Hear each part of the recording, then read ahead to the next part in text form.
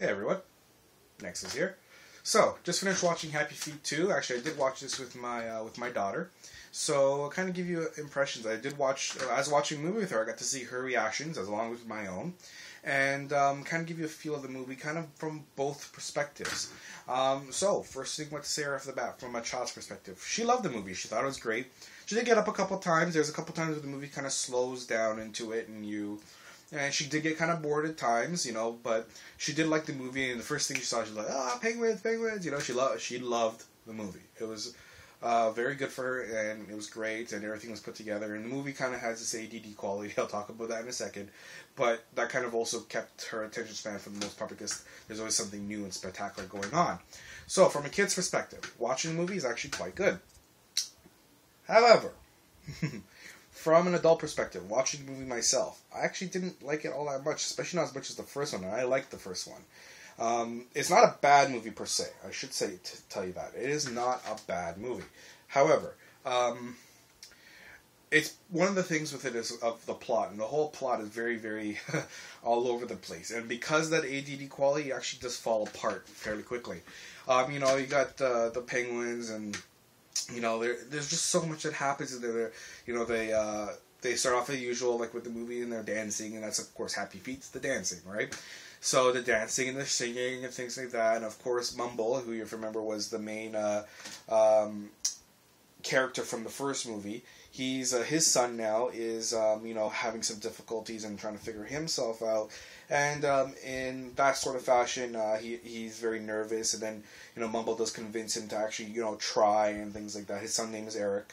He convinces Eric to try, and there was a little bit of a mishap, and Eric is laughed at, and when that happens, they end up running off with a couple of his friends, following Ramon, who's done by Robin Williams. By the way, amazing voice cast in this movie, but I'll get to that in a moment.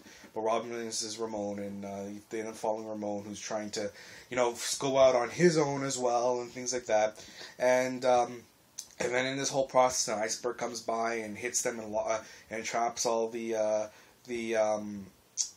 penguins, the emperor penguins, inside like this kind of cove, and they can't get out. So they're trying to find a way out, and of course Mumble and the three kids being the only three that are out, then of course they have to try and find a way to help, and encounter other penguins and sea lions, and there's this whole subplot with Krill, and it's just just too much going on in the movie, and everything's not laced together properly at all. If you just go in with the idea, if you're just going to watch an animated movie and just kind of go in mindlessly, literally go in mindlessly, there's a lot to enjoy in the movie. But if you go in looking for any type of coherent plot, things like that, which, mind you, by the way, this is a movie with talking penguins, so I understand that. But if you are going in looking for something like that, like Happy Feet did have, more of a well-put-together plot, this does not have it. Do not go in with that. Even with the voice cast, which you had, Elijah Wood playing Mumble, and you had Sofia Vergara, you had Robin Williams, Hugo Weaving, and just there's tons of cast in this movie, and they all do a very good job. Even Hank Azaria's in there too. Great cast. Honestly, really, really good. They all do a good job. The voice acting was done very well. However, it still doesn't help the whole plot of the movie. Everything does fall apart fairly quickly. As far as plot points and transition and the way it's put together, it was done poorly in my opinion. The music and everything, again, very good, very well done, but everything felt out of place. It felt forced. Whereas in Happy Feet, you get the feeling that it's more their lifestyle. This is almost like they're just forcing it on us, if you get what I mean. It didn't feel natural. Everything felt like, okay, it felt like, just like that. It felt like someone was like, alright, let's put a dance sequence in here. Let's put a music sequence in there. Let's do this. Let's do that.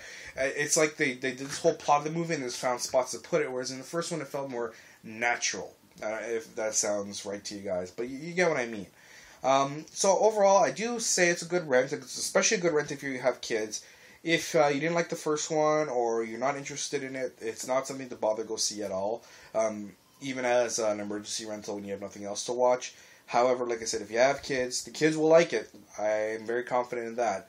But, if you're looking for anything coherent, just don't bother. Alright, guys?